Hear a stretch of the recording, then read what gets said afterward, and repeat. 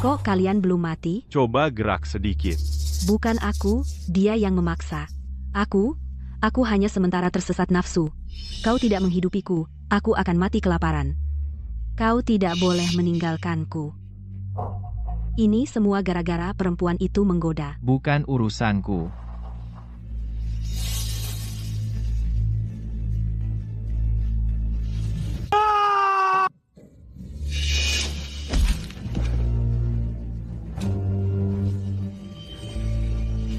Bagaimanapun juga, tanpa Zhang Zaudi membuat onar, orang baik seperti batu tidak akan mati lagi. Tanpa dia, kau bisa mulai lagi. Kau masih muda dan kuat, pandai menangkap ikan. Hari baik masih di depan. Kedepannya, setiap hasil tangkapan, ada juga bagianmu. Bang Du, akhirnya ketemu kalian. Ada apa? Sekarang musim paceklik, susah cari ikan. Di kampung sudah ada yang mati kelaparan. Shen Yujin bawa banyak warga membongkar gudang ikan milik Kang Batu, mau merampas semua hasil tangkapan, kami hampir tidak bisa menahan. Pulang kampung.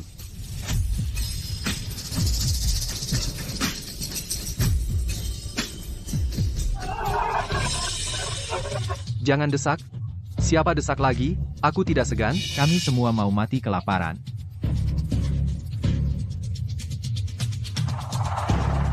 Berhenti semua.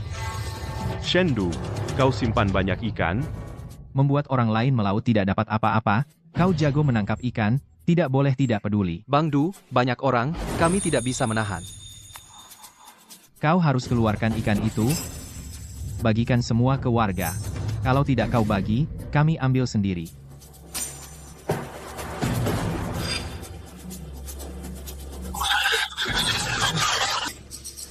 Biar kau sombong. Ikan hasil jerih payah, tetap harus dibagi ke kami.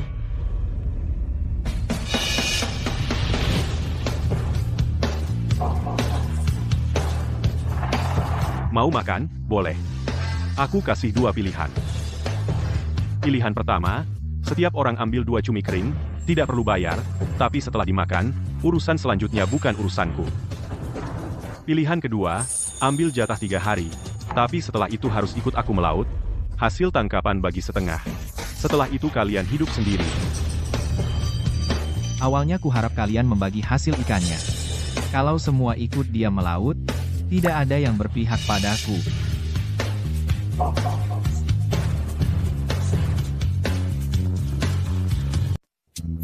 Menangkap ikan itu pekerjaan yang membutuhkan keahlian. Kami para kuli tidak bisa menangkap ikan betul. Apalagi kami para kakek tua, mana bisa dibandingkan dengan kalian yang muda? Menangkap ikan itu pekerjaan yang rumit. Keahlian lebih penting dari tenaga.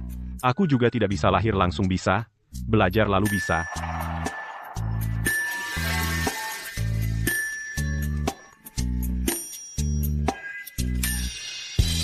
Baik, aku ikut kamu melaut. Hanya jika punya kemampuan sendiri baru tidak akan kelaparan nanti. Jika kamu tidak melaut, hanya dapat 1. Ini untuk ayah dan ibuku. Semua warga desa bisa ambil, apa dia orang tua Shendu tidak boleh ambil? Siapa yang mau makan, ambil sendiri. Kamu kejam sekali. Sampai sejauh ini, aku sudah berlaku sebaik-baiknya pada kalian.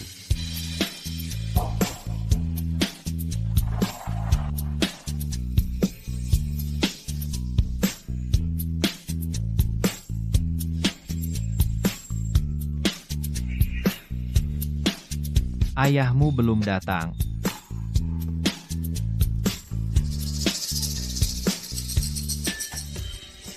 Arah arus pasang surut adalah petunjuk arah migrasi ikan. Ya, di sini. Lihat, kawanan ikan di sana.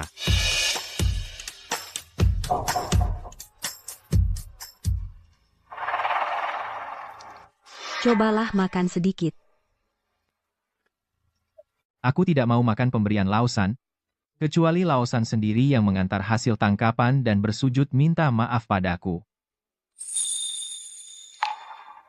Sekarang dia sudah hebat, sampai tidak mengakui ayahnya sendiri.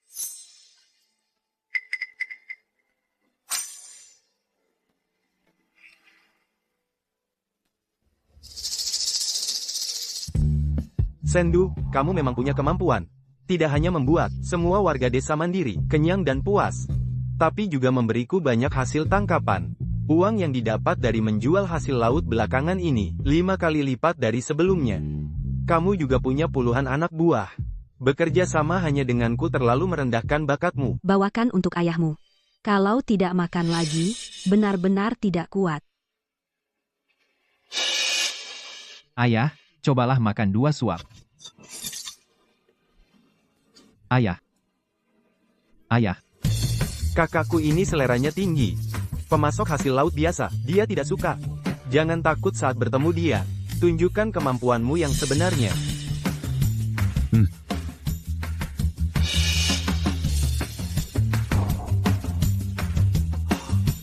Wah, berapa banyak uang yang dibutuhkan untuk memulai ini?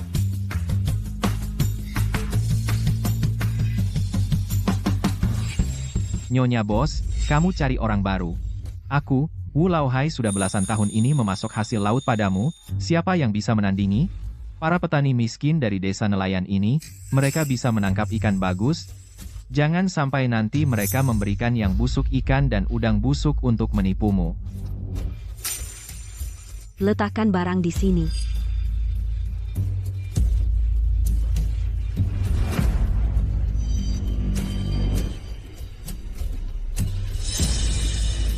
Hasil laut ini terlalu lama dijemur, kesegarannya hilang. Gak, tidak bisa diterima, lebih baik yang punya lawu. Gak, Koki ini sedang membantu Wu Laohai. bersaing denganku. Nyonya bos, bagaimana kalau begini? Kamu ambil barangku dan barang Lawu masing-masing buat satu hidangan, biarkan tamu mencicipi buta. Tamu bilang mana yang enak, kamu ambil yang itu. Membuat masakanmu jadi tidak enak mudah saja, main-main denganku. Kakak Du, Koki itu orang mereka. Kita tidak ambil untung. Aku sudah tahu. Baik, beri aku sodetnya, aku masak sendiri.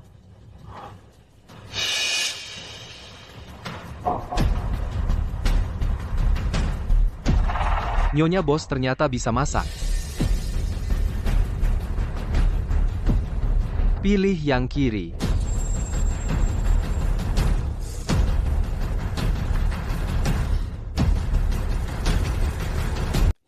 Ini enak, dagingnya segar dan pas. Aku juga setuju, ini enak, segar banget sampai bikin tercengang, hampir semuanya oke.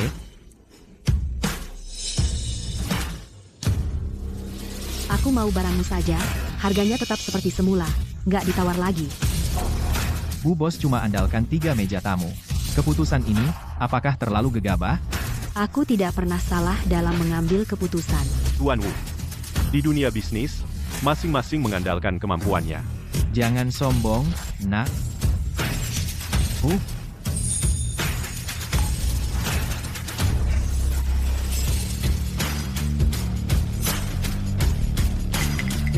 Awasi dia. Saat dia melaut menangkap ikan, beritahu aku. Barangmu memang bagus. Aku punya tamu istimewa. Ingin ikan laut langka, namanya kerapu emas, tubuhnya memiliki garis emas, harus hidup, bisa dapat. Kerapu emas itu licik sekali, renangnya cepat. Menangkap hidup-hidup 10 kali lebih sulit daripada menangkap mati. Waktu kecil, aku dengar dari kakek Lin. Ikan itu ada di perairan internasional yang tak berpenghuni. Kalau nggak dapat, ya sudah. Aku cari orang lain. Bisa. Kamu yakin? Aku sudah melaut bukan sehari 2 hari. Apapun di laut, tidak ada yang tidak bisa aku atasi. Baik, kalau kamu dapat ikan ini, mulai sekarang kamu menjadi pemasok eksklusifku. Di pihak Wu Laohai aku langsung putus. Setuju. Bos, perlengkapan ini aku ambil. Kakak Du, satu set ini pasti mahal, ya? Kerapu emas hanya bersembunyi di celah karang kapal karam. Kalau nggak menyelam, nggak akan ketemu. Turun dengan perlengkapan biasa sama saja bunuh diri. Kamu punya mata jeli, nak impor Jerman, bisa menyelam hingga 50 meter, satu set 800. 800? Itu mahal banget Kak Du, jangan beli, yuk. Ditambah tombak bawah air dan sarung tangan anti-hiu pasti aman. Menurutku ini worth it bos. Bungkus semuanya, ambilkan juga 1 set komunikator bawah air terbaik, kandang anti-hiu, dan 5 kotak ikan beroksigen. Ya ampun, ini langsung keluar hampir 1000, kalau nggak dapat kerapu emas, kita bakal rugi besar. Tenang saja, pasti bisa menemukannya. Kali ini pergi ke laut lepas yang tak berpenghuni cari ikan kerapu emas. Asal bisa menangkap satu hidup-hidup, kita bisa terhubung dengan bos zoo yang besar. Mulai sekarang ikan kita langsung dipasok ke ibu kota provinsi. Semua orang bisa hidup mewah.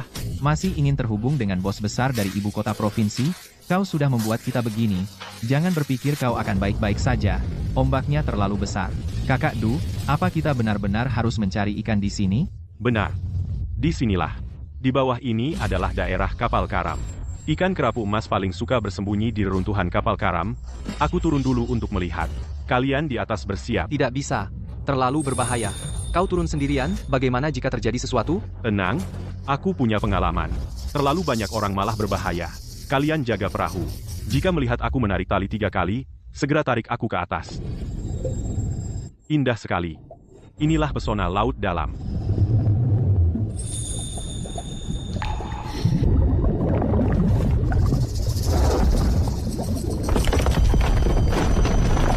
Tidak baik.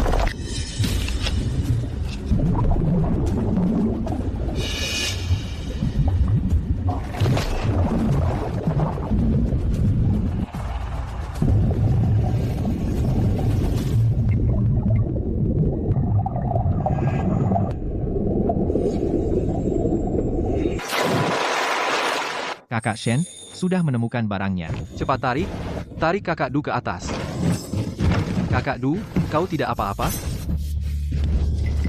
Tidak apa-apa. Berhasil menangkap. Benar-benar menangkap ikan kerapu emas? Oh ya, menemukan ini di kapal karam. Masih ada beberapa di bawah. Nanti setelah pulang kita laporkan ke negara, pasti bisa memberi desa kita sedikit subsidi. Astaga, ini barang antik. Kakak Du, kau hebat sekali. Waktu itu di gang kota, kau pukul kami sampai babak belur. Sekarang kami akan balas dendam. Kau mau bersaing dengan bos Wu kami untuk rebut bisnis hasil laut? Sekarang taruh senjata kalian. Aku anggap ini tidak terjadi. Di tempat terpencil ini, aku akan membuatmu mati di laut, tak akan ada yang tahu. Aku sudah memberi kesempatan. Ada apa? Bos Wu tidak bilang kalau anak buah Shendu ini ada sebanyak ini. Shen Sanye, aku salah.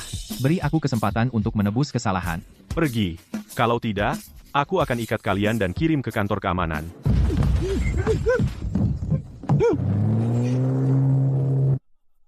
Anak-anak lucu ini. Kakak Du, sekarang kita pulang ke kota, bos Zhou pasti sudah tidak sabar.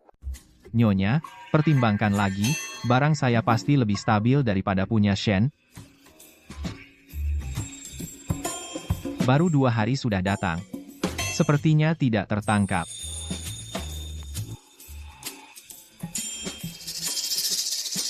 Masuklah. Tidak apa-apa kalau tidak dapat kerapu emas. Memang susah didapat. Kita bisa bicarakan bisnis lain. Mustahil.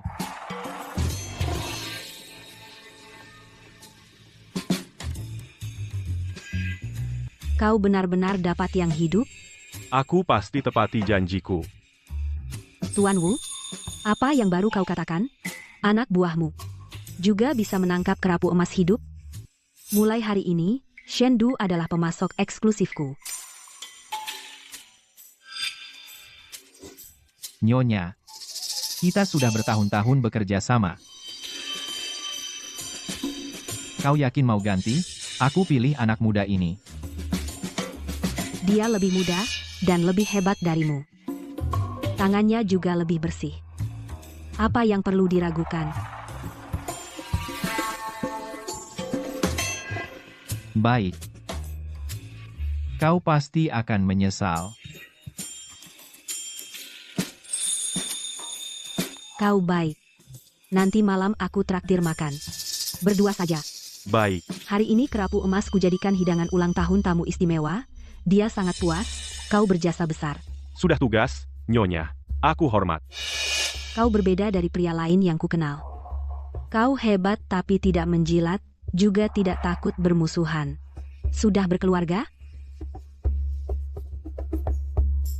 Kenapa? Sulit dijawab. Sudah. Anak perempuanku 5 tahun. Wajah istrimu seperti apa? Lebih cantik dariku? Di mataku, istriku adalah orang tercantik di dunia. Kau romantis sekali pada istrimu. Nyonya, biar ku jelaskan. Dulu aku bodoh dan hanya menurut pada orang tua. Aku mengecewakan istri dan anakku. Banyak yang kurang. Tuhan memberiku kesempatan berhenti sebelum terlambat. Aku tidak akan sia-siakan mereka.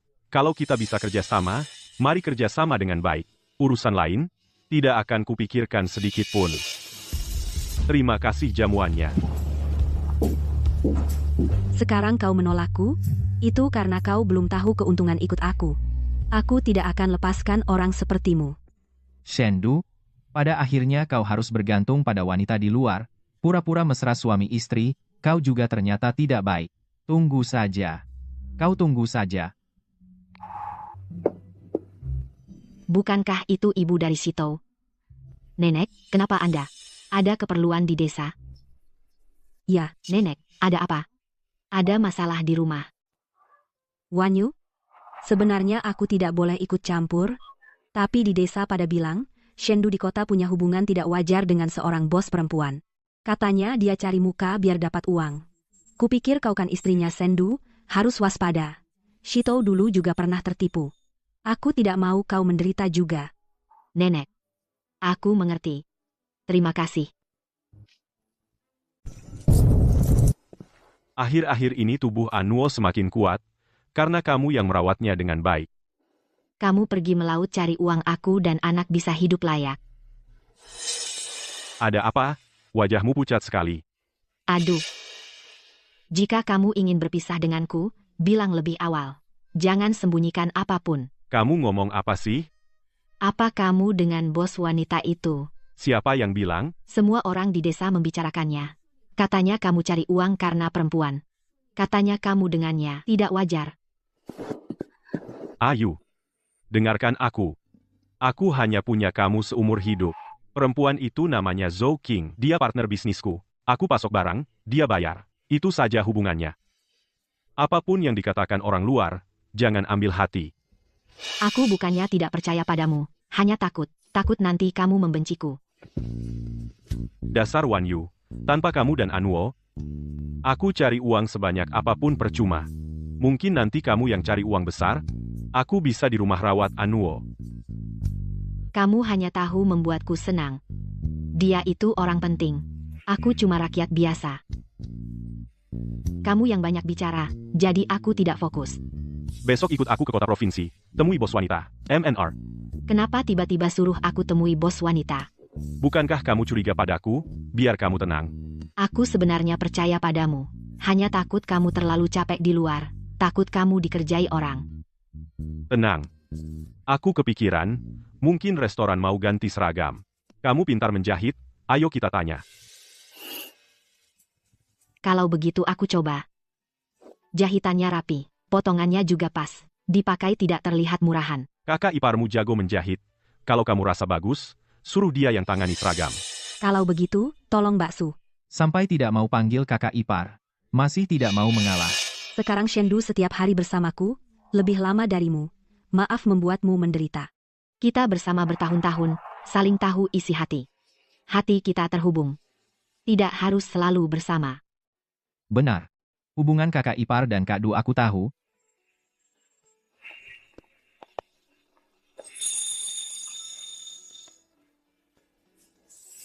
Dia sepertinya juga tidak setiap hari lengket dengan bos wanita. Apa benar aku yang kepikiran?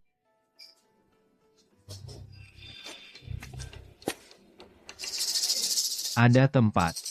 Kenapa sembarang orang bisa masuk restoran seenaknya? Indah hari. Jangan-jangan mau ngutil. Duduk di sana. Aku yang layani. Kamu cuma pemasok, berani atur aku? Kamu pikir kamu bos? Pak, tempat ini bagus, dekat jendela, terang. Silakan duduk di sini, Pak. Kamu pelayan? Bukan. Aku pemasok. Nelayan. Nelayan juga urus antar teh? Siapapun yang antar, tamu datang harus dilayani dengan baik. Kamu ini anak muda menarik.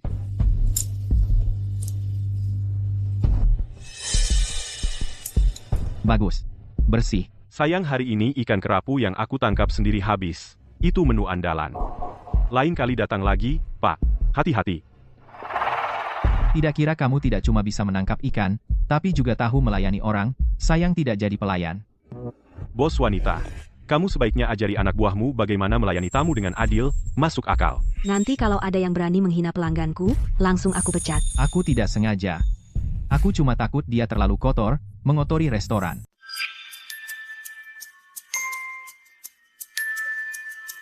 Kabar gembira, Ibu Bos. Restoran kita dinobatkan sebagai rumah percontohan makanan hijau pertama di kota provinsi.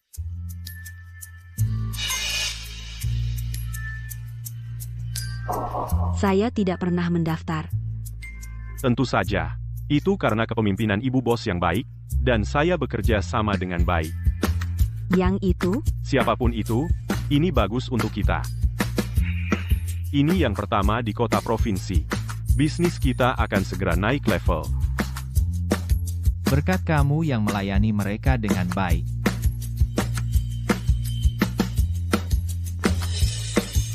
Masa dia? Kalau tahu dari awal, mungkin jasa ini adalah milikku.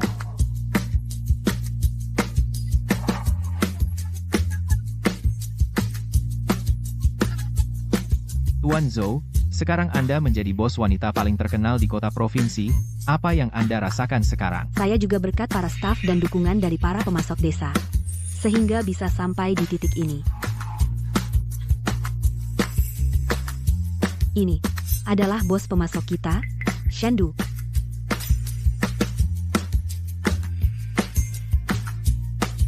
Siapa yang membuat seragam ini? Jahitannya rapat sekali.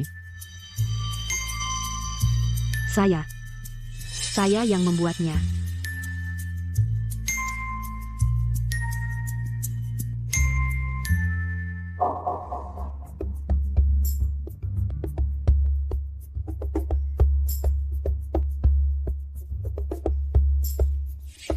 Ada hal yang sangat penting yang ingin aku bicarakan denganmu.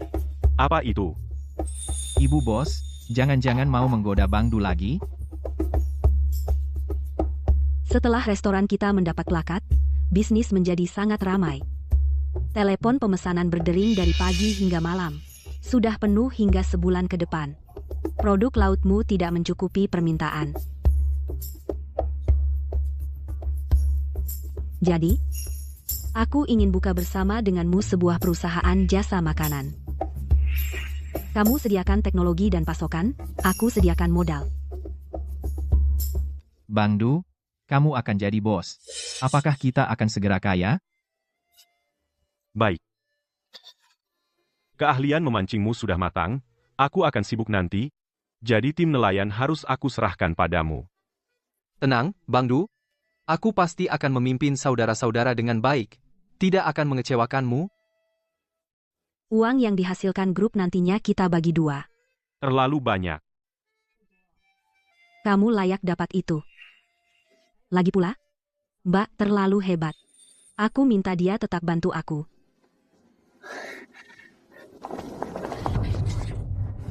Punya sedikit uang, lalu sombong dan meremehkan orang. Padahal, bukankah kamu hanya jadi buruh tetap orang lain?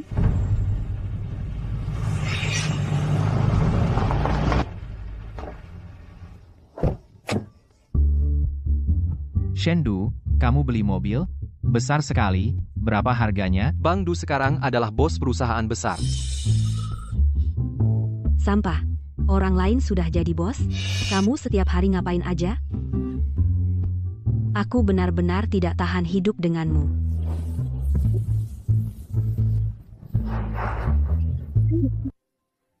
Semua ini salahku. Salah aku dan ayahmu dulu terlalu pilih kasih, hingga hati anak ketiga terluka. Sudahlah, Bu. Masa tidak bilang, ayahmu pergi, adikmu Azu juga membawa uang terakhir di rumah, tidak ada kabar sama sekali. Eugene, dengarkan ibu, pergilah minta tolong pada anak ketiga, ibu tahu hatimu tidak enak, Tapi kita sekarang benar-benar sudah tidak punya jalan. Aku tidak pergi. Aku tidak punya muka untuk pergi. Dulu aku begitu padanya, mana mungkin dia mau membantu? Apa kau biarkan aku dan anakmu mati kelaparan di sini? Ayahmu sudah tiada. Apa kau ingin aku dan Xiao Yuan ikut bersamamu kelaparan? Aku pergi. Aku akan cari anak ketiga. Meskipun dia pukul dan marahi aku terima.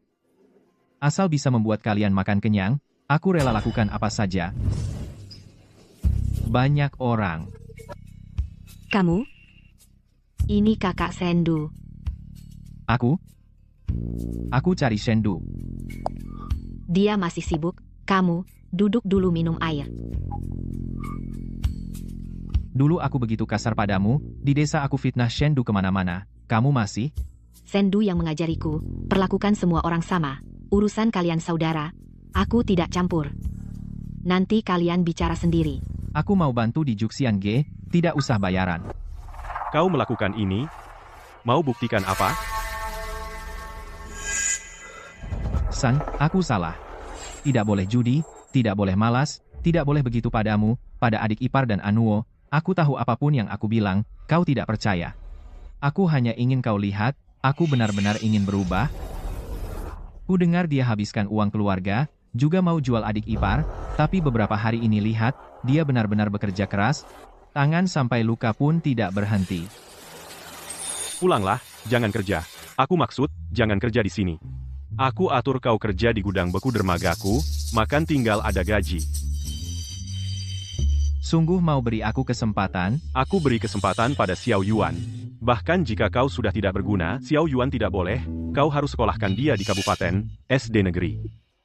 Lagi pula, yang lain juga harus kau nafkahi. Selamat Tuan Shen. Nanti kalau buka cabang, aku jadi investor pertama. Kamerat Shendu, selamat atas pembukaan perusahaannya. Kami dari Dinas Purbakala Provinsi, hari ini khusus datang memberi penghargaan. Waktu itu kau di kapal karam laut dalam, porselen biru putih yang kau temukan, sudah diserahkan ke negara. Bagi perlindungan budaya provinsi kita, memberikan kontribusi besar. Ini dari pemerintah provinsi untukmu, sertifikat perorangan maju perlindungan budaya dan spanduk. Dan bonus 5.000 yuan. Terima kasih telah melindungi warisan budaya berharga bagi negara. Kak Du hebat banget, Kak Du hebat banget. Tidak hanya bisa menangkap ikan dan berbisnis, tapi juga bisa berkontribusi untuk negara.